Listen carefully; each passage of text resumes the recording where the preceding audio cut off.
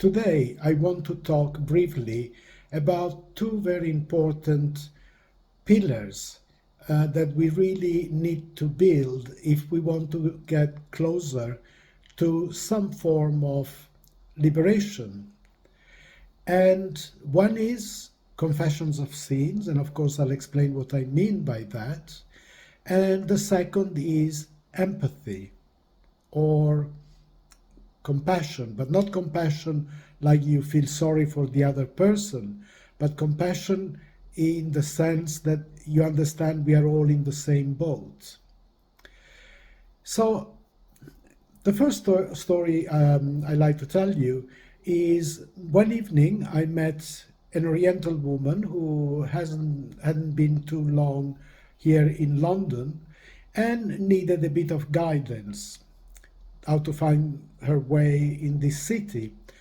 Without realizing it, I started talking, but I was being a bit condescending. And after a little while, she somehow made me notice it in a fairly polite way, but she made me notice it.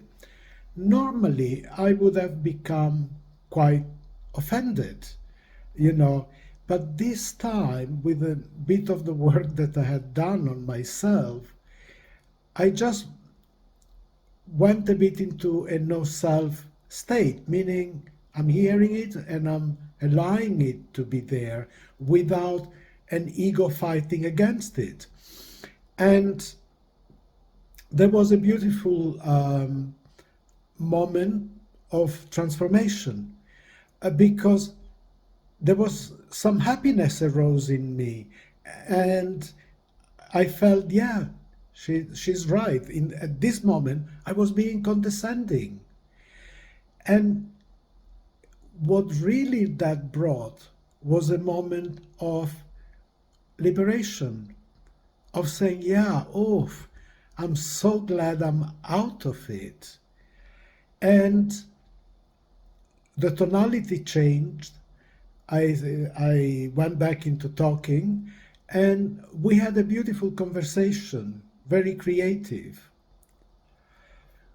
The other one was a friend of mine started suddenly behaving quite strange in a rather puzzling way, sometimes aggressive, and somehow I started condemning it and you know what happens in those things. You judge, you condemn, you become hostile.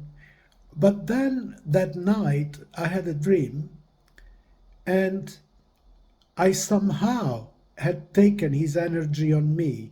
I was feeling what he was going through, like if it was my own self.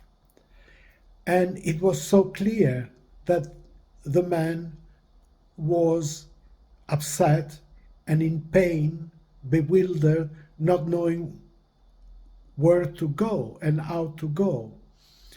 And again, there was a moment of great liberation, was like, whoa, back into clear seeing and back into loving kindness. And it was very liberating. And of course, then again, my communication did change with a great advantage in a way to him, but particularly a great advantage for me. So these are very beautiful. It's like almost you're touching a 4D, you know, not materially ego bound kind of dimension. But again, we shouldn't get too attached to this in the sense that, oh, this is what I saw, someone told me, some divinity told me. No, just see it as very simple, very natural, and you just flow with it. So these qualities, we can develop them, particularly when we understand this vortex that we have of really hostile, negative, resented feelings, which is okay. there is no condemnation for it, because we have got them over a period of many years, from childhood, from our environment, from our DNA, and probably from our past lives. So we have to be patient with ourselves as well, and allow things to rise and then disperse. So compassion towards the other person, compassion towards ourselves, or empathy, but at the same time, total honesty. Honesty in the sense, at least even particularly to ourselves, we should not lie. We should really look at to what is going on. But because within this confession of sins and empathy, there is no judgment. As a lot of the judgment towards others drops, so it drops towards ourselves as well. So, of course, this deeper understanding that comes from a more peaceful inner state and silence and a certain ability to let go of the conditioning. It doesn't always have to lead to an embrace and things are cool as before.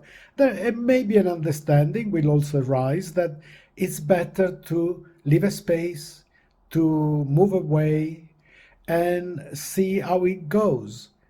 It just needs, the whole thing just needs some repose, some patience. So your intelligence will tell you what to do at that moment. There might be times as well that you might be a bit more energetic and strong and say, no, please let it go, drop it. So we need that flexibility. First of all, we won't have, it's not that we always have an inspiration coming and enlighten us. Sometimes we just have to deal with this situation with our pure humanity. And that is also another learning experience. So we need to remain flexible. Most of the time, from an open mind, a conciliatory, reconciliatory outcome will happen. But that conciliation might come by silence and distance. And as a last resort, it could also be by saying energetically no. But the beauty of it is if we can really move from this inspiration, from this releasing of sin and empathy, meaning releasing of sin, our past and our conditioning, will really create situations which have got less smoke behind, that they have got less repercussions, which is in a way a great relief. So anyhow, thanks for watching and see you at the next video, hopefully.